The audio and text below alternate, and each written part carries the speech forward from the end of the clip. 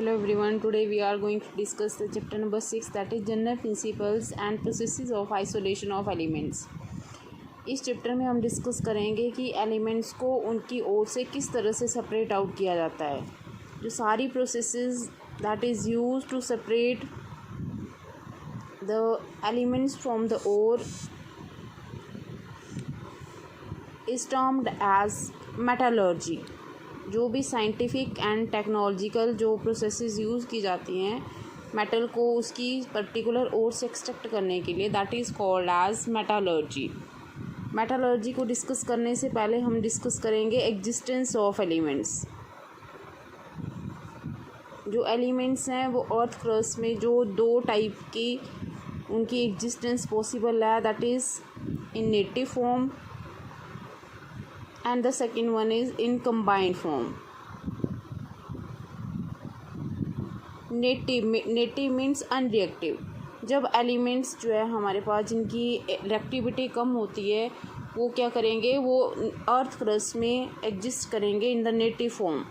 उनके साथ only impurities present होंगी. Impurities are also called as matrix और गेंग्यू. जो impurities are the impurities like clay sand metals के साथ या एलिमेंट्स के साथ प्रेजेंट होता है in the earth crust, that is called as gangue. तो इनके साथ जस्ट इम्प्यूरिटीज़ प्रेजेंट होंगी, ये कंबाइंड फॉर्म में एग्जिस्ट नहीं करेंगे. लेकिन जो हमारे पास रिएक्टिव एलिमेंट होंगे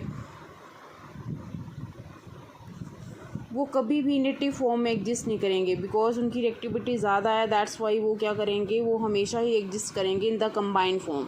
लाइक अगर हमारे पास कोई ऑक्साइड फॉर्म में होएगा, कोई हमारे पास सल्फाइड फॉर्म में होएगा, तो ये क्या होंगे, combined form. The next thing is abundance of elements.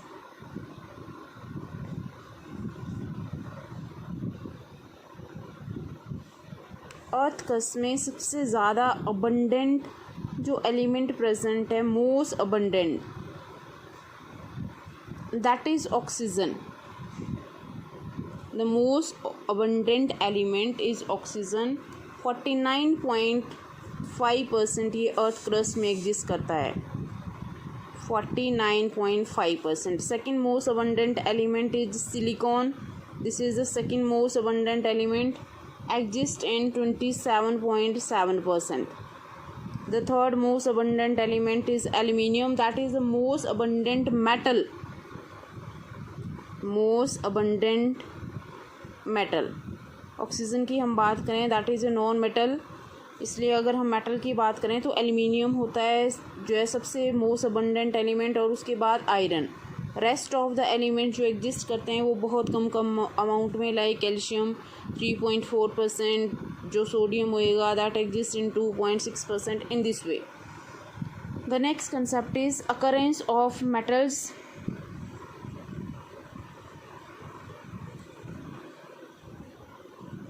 Metal जो है हमारे पास अर्थ क्रस्ट में अकर करते हैं in the two form, minerals and ore. Mineral, the naturally occurring substance in which metal exist with the impurities, that is called as mineral.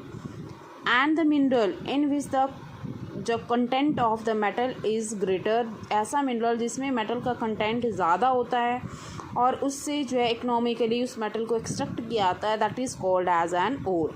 That's why हम ये चीज़ यहाँ पे डिस्कस करते हैं. All ores are minerals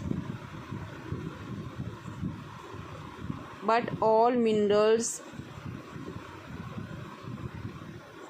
are not ores. उसी mineral को ore बोला जाएगा जहाँ पे मेटल जो है एक्सेस अमाउंट में एग्जिस्ट करता है. Only that mineral is called as an ore. But जो सारी की सारी ओर्स होएंगी वो क्या है, मिनरल की फॉर्म में ही एग्जिस्ट करेंगी. बहुत सारी ओर्स जो है किसी मेटल की पॉसिबल हो सकती हैं, लाइक एल्यूमिनियम की बॉक्साइट, फेल्सपर, क्रायोलाइट होती है, iron haematite, magnetite, copper glance, malachite, copper pyrite. यहाँ पे आयरन की एक और होती है iron pyrite, that is also called as fool's gold. इसमें जो है गोल्ड की तरह शाइन होती है. क्या the formula is FeS2 iron pyrite, that is also named as fool's gold. The next one is let us start the metallurgical operation. There are 4 metallurgical operation. First है हमारे पास crushing and grinding of the ore.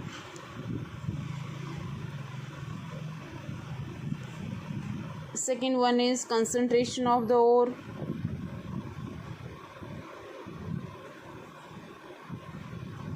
Third one is extraction of crude metal.